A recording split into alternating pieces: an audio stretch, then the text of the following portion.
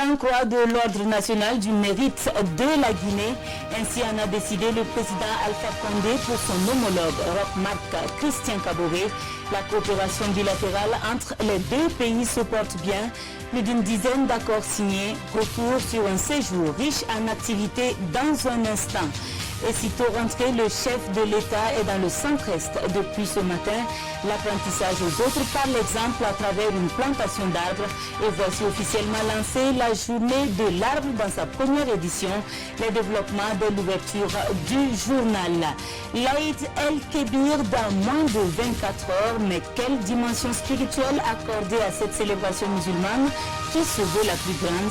La réponse à la majeure partie des questions que vous vous posez dans cette édition. Et comme invité pour ce trésor, nous aurons Mme Pauline Djouré, ministre déléguée chargée de l'aménagement du territoire. Avec elle, il sera question du programme d'appui au développement des économies locales qui est en chantier avec le lancement des projets de construction de plus de 3000 infrastructures socio-économiques. Bonjour à tous et merci de nous rejoindre. C'est dans le bosquet du Conseil régional du Centre-Est que le président du Faso a choisi de planter son arbre. Ce geste marque l'ouverture officielle de la première journée dite de l'arbre. À cet exercice, plusieurs se sont également prêtés et c'est ce que nous voyons dans ce reportage de Haruna Kaboré et Ibrahim Sanou.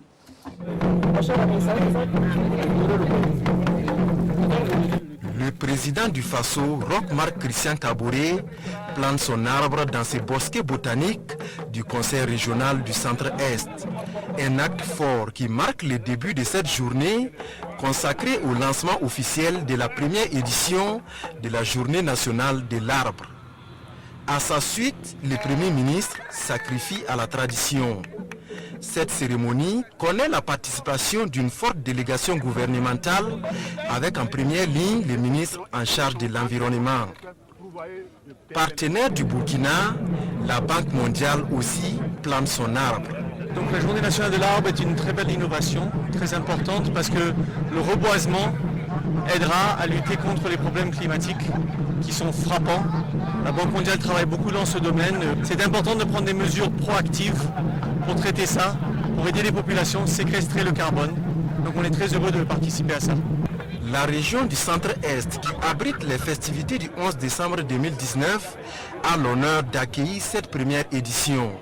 Les autorités régionales et les populations se sont mobilisées pour la réussite de cette cérémonie. La journée de l'arbre, c'est aussi comprendre la contribution de la recherche aux actions de reforestation. C'est d'ailleurs le thème du panel qui a réuni les acteurs du domaine ce vendredi à Tinkodogo. À l'occasion, 5 organismes de recherche intervenant dans le domaine ont pu présenter les résultats de leurs travaux. Voyons cela avec Haruna Kaboré et Ibrahim Sanou. Réunis à Tinkodogo, ces acteurs réfléchissent sur les contributions de la recherche aux actions de reforestation.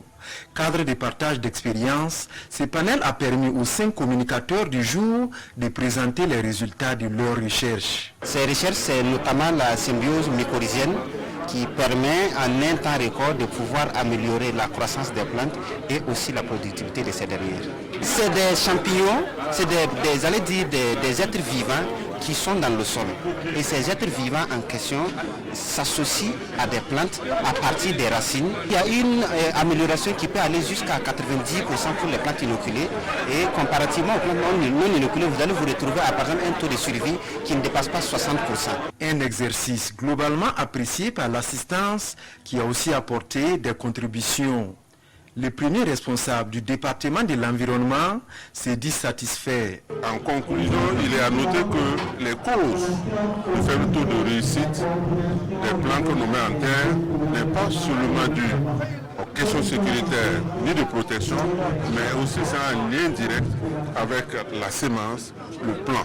Donc cela voudrait dire qu'aujourd'hui, si nous voulons réussir, avoir un très bon taux de réussite de nos plans, il faut qu'on ait des espèces de qualité que nous mettons en terre. En marge de ces panels, le ministre a procédé à l'installation officielle de la coordination régionale des jeunes pour l'environnement et le climat du Centre-Est. Et dans cette édition, il est aussi question de la visite de travail du président du Faso en Guinée-Conakry. La coopération entre les deux pays ne pourrait pas mieux se porter.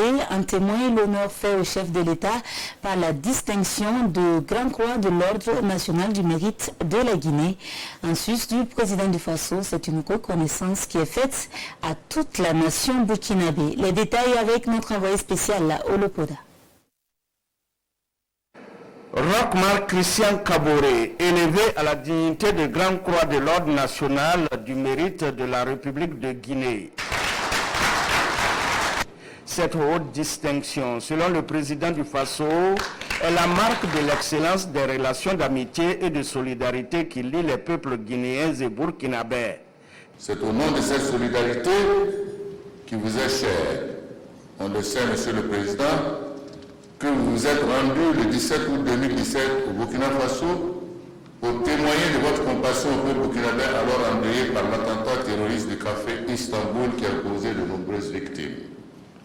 C'est toujours au nom de cette solidarité agissante que vous êtes revenu une semaine plus tard à Ouagadougou pour rendre un hommage national à notre cher regretté président de l'Assemblée nationale Salif Diallo qui nous a brutalement quittés le 19 août 2017.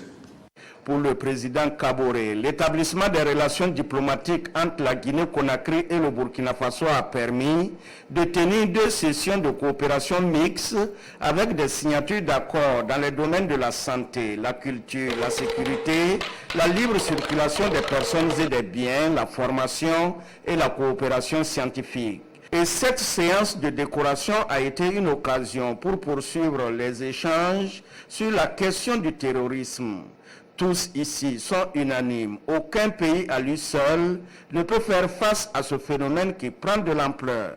Pour nous aider, il faut que les forces de l'ONU soient composées par des troupes africaines. Parce qu'un Guinéen se sent aussi bien chez lui au Burkina, qu'au Mali, qu'au Niger. Donc, quand il est là-bas, il se bat pour sa patrie. On ne se bat bien que quand on se bat pour sa patrie. Et nous demandons à nos chefs diplomates, surtout ceux dont les pays sont membres du Conseil de sécurité, de nous aider. Les deux parties s'engagent à se soutenir afin de créer un environnement favorable en vue de bâtir une relation beaucoup plus forte, un partenariat exemplaire et gagnant-gagnant au profit des populations des deux pays amis. L'étape de Conakry, c'est aussi les visites de terrain, des visites qui ont conduit le chef de l'État et sa délégation au port de Conakry et sur les installations de Blue Zone, des infrastructures socioculturelles, la technologie de production, de stockage et de redistribution. Ce sont entre autres ce qui s'offrait à voir à la délégation burkinabé. Les visites guidées, vécues et relatées par Olopoda. Blue Zone de Kaloum, c'est un espace de 4 hectares pour donner vie au cœur de Conakry. Au-delà des solutions qu'il offre, c'est la technologie utilisée pour éclairer cet espace de loisirs et d'apprentissage qui impressionne. De l'énergie solaire produite à partir des panneaux photovoltaïques stockés et redistribués dans des lieux non équipés de réseaux électriques. C'est cette technologie qui attire le Burkina Faso. Si le coût du kilowattheure solaire plus stockage moins cher que le prix du kilowattheure donc avec le diesel ou l'importation, les paradigmes vont complètement changer au niveau du Burkina Faso. Donc, ce que nous avons vu, j'ai changé avec mon homologue, donc, le ministre de l'énergie, et les coûts qu'ils ont pu avoir ici vraiment nous donnent beaucoup d'espoir quant à ce que nous puissions en tout cas faire au Burkina Faso un meilleur investissement parce que nous avons un meilleur ensoleillement et cela va nous permettre donc dans les années à venir en tout cas de penser à la réduction donc, du coût du kilowattheure au niveau du Burkina Faso. Le port autonome de Conakry, un autre site qui a reçu la visite du président Kaboré. Ici, il passe en revue les récentes réalisations pour l'extension et la modernisation de ce port destiné à augmenter sa capacité opérationnelle à l'image des autres ports de la sous-région tels que ceux du Sénégal et de la Côte d'Ivoire.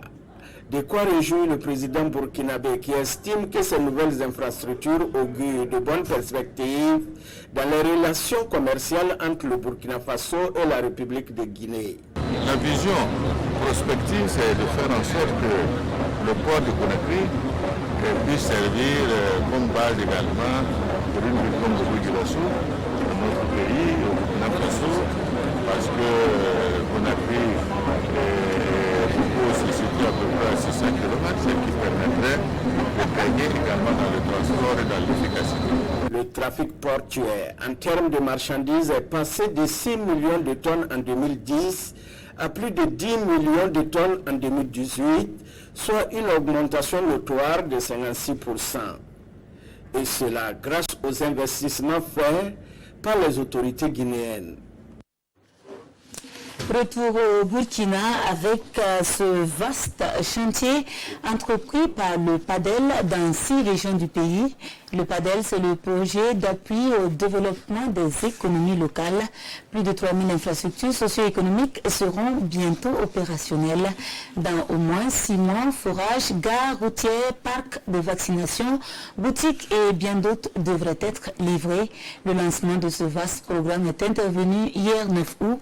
Nous en apprenons davantage avec Jean Zongo et Maxime Zongo. Aux communes des infrastructures socio-économiques modernes et adaptées pour impulser leur développement, voilà l'ambition de ce vaste programme qui vient d'être lancé officiellement à Basse-Kouré dans le Kouritenga. Il y a des activités, des infrastructures structurantes qui vont permettre donc aux collectivités territoriales non seulement d'en bénéficier, mais à partir de là, de créer des richesses qui vont permettre aux collectivités d'améliorer non seulement leurs recettes, mais également d'envisager à partir de ces recettes-là d'autres activités. Ce sont 3265 infrastructures socio-économiques composées de gares routières, de boutiques, de marchés, de parcs de vaccination, de forages et bien d'autres qui seront réalisés dans 6 mois. C'est un programme qui va mettre près de 30 milliards dans l'ensemble donc de ces 6 régions.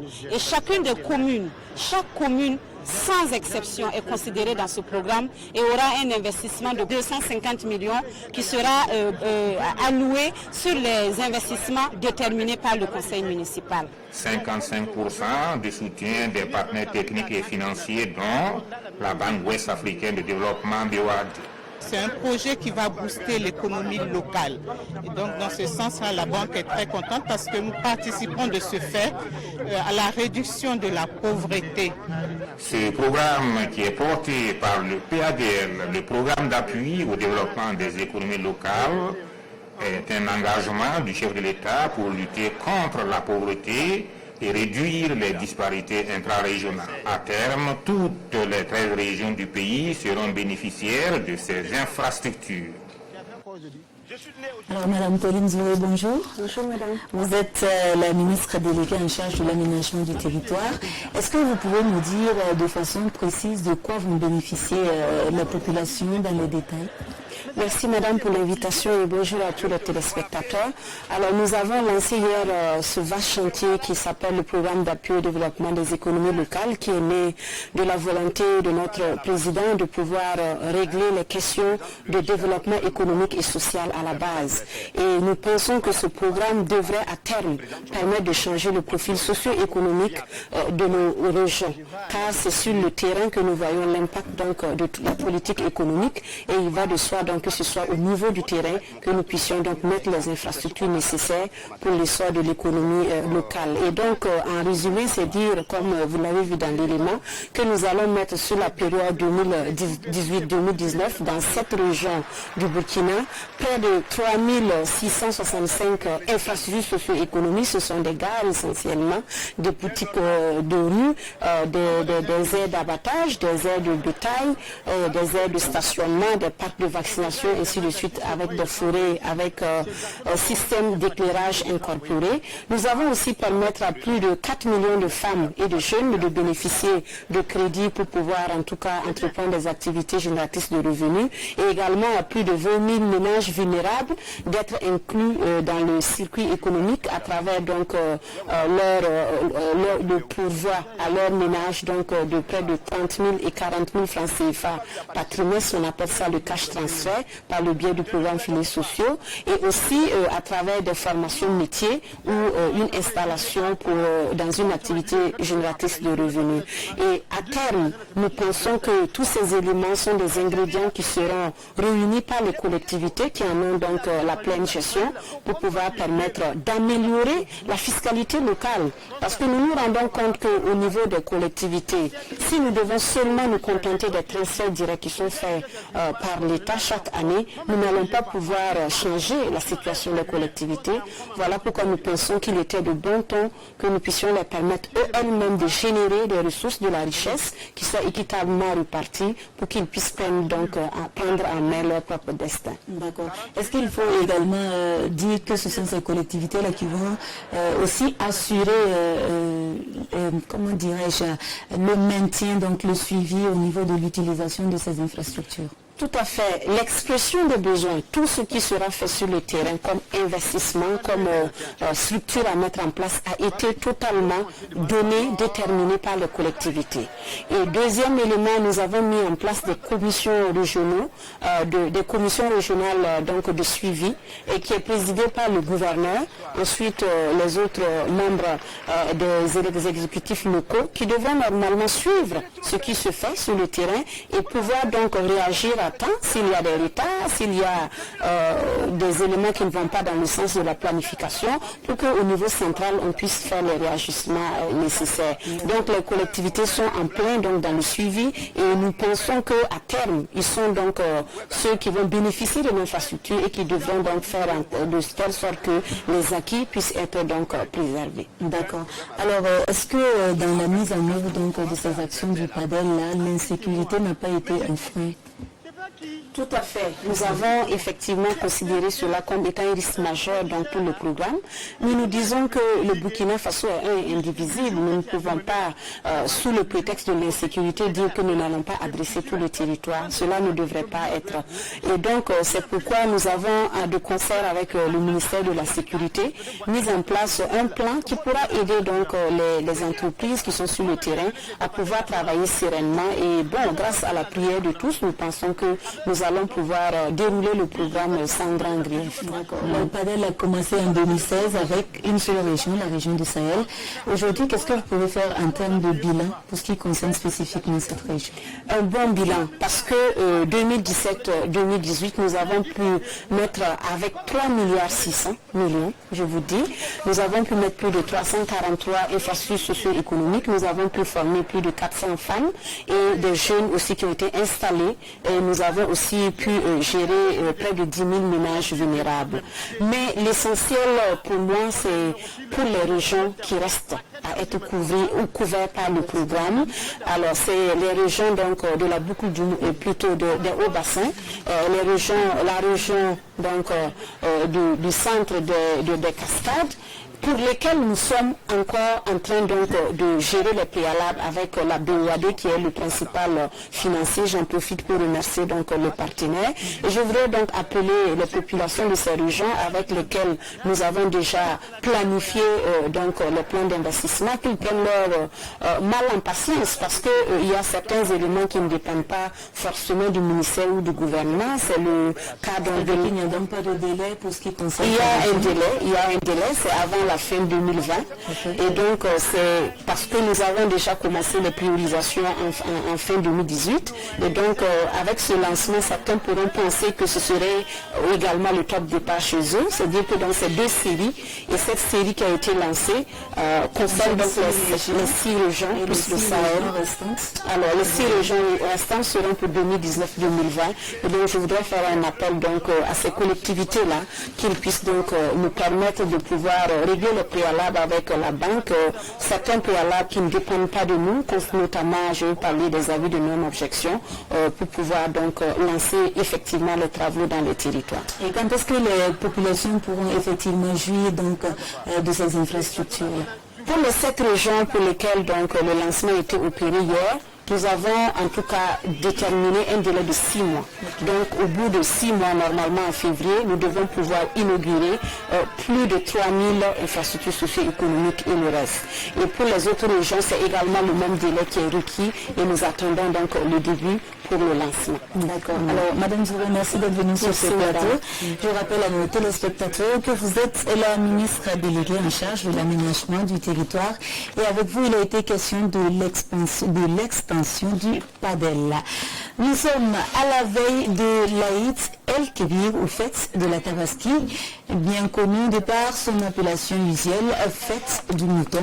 Ce sacrifice recommandé par le Coran pour tout fidèle musulman est-il obligatoire? Comment y procéder? Sur quel animal porter son choix?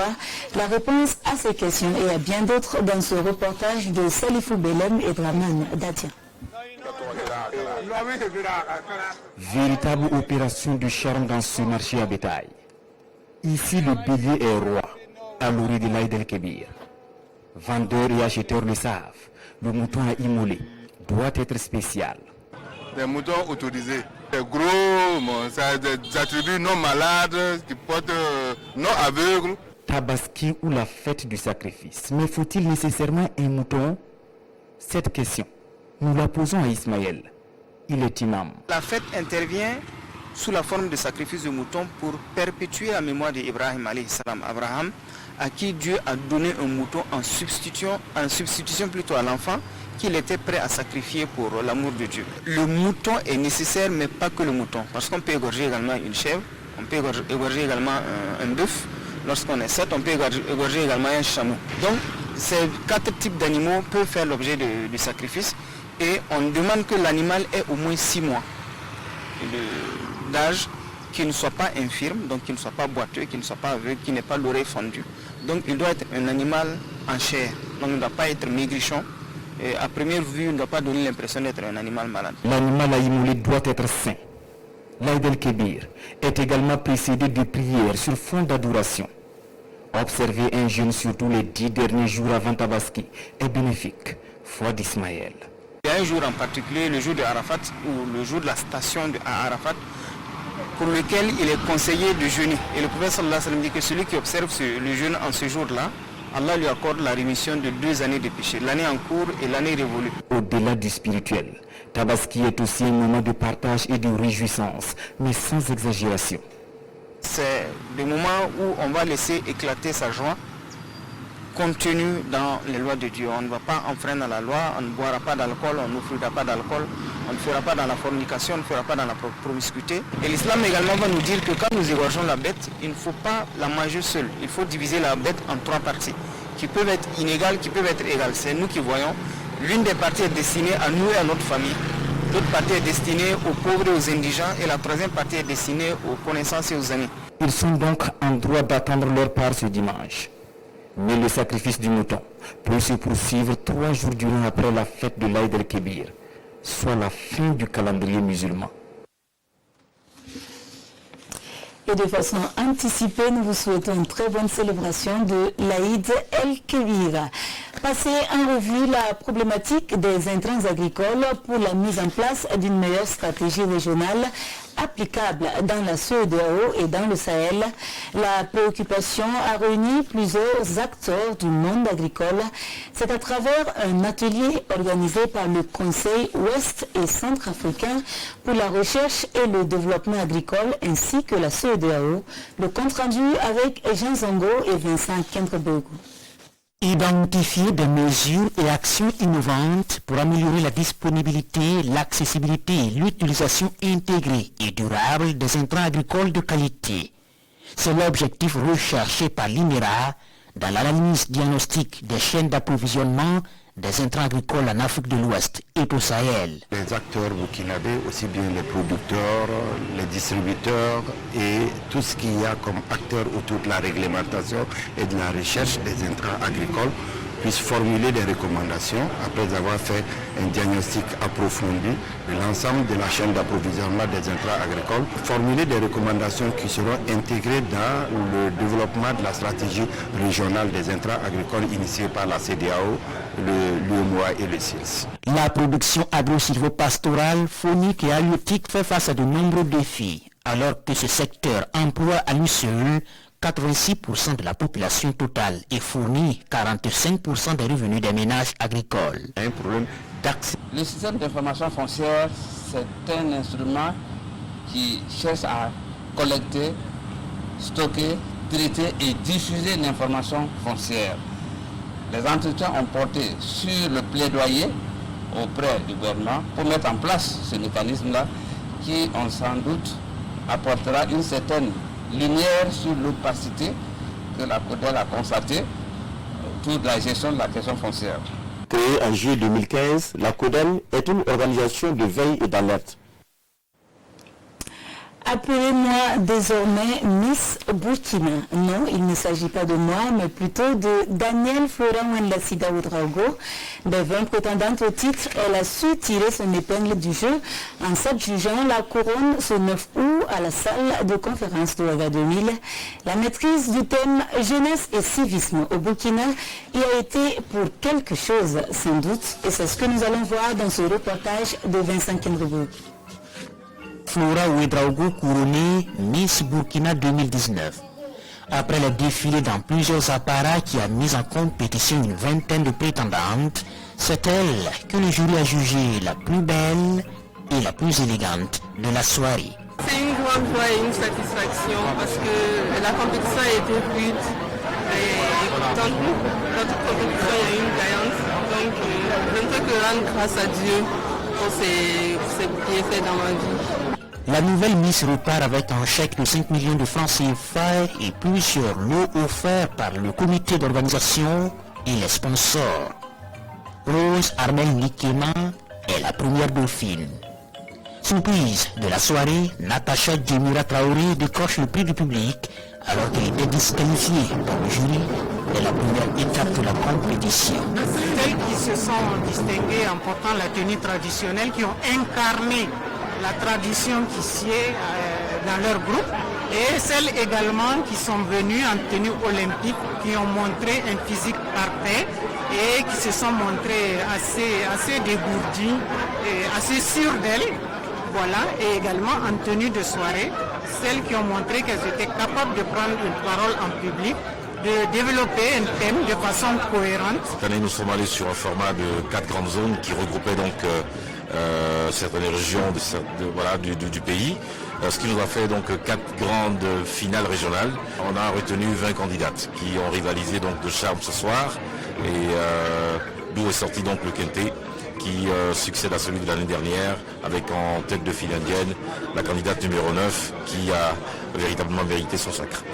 La cérémonie a connu la présence des Miss Côte d'Ivoire et Togo et de plusieurs invités venus de la sous-région qui se sont joints aux officiels de la soirée. Aux antipodes de la festivité, 13 personnes décédées, 16 autres portées disparues et 1 million de personnes évacuées. C'est entre autres le bilan du typhon meurtrier qui s'est abattu sur l'est de la Chine. Le trafic aérien reste perturbé avec plus de 600 vols annulés.